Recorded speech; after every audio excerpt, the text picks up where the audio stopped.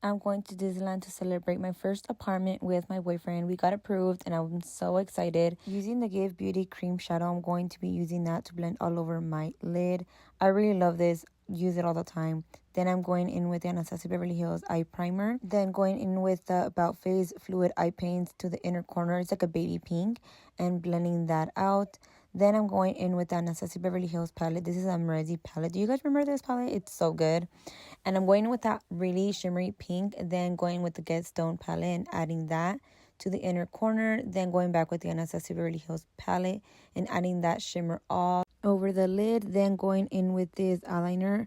I would say what it is, but honestly it's not even available anymore. But it is a House Laboratories eyeliner, which I miss so much.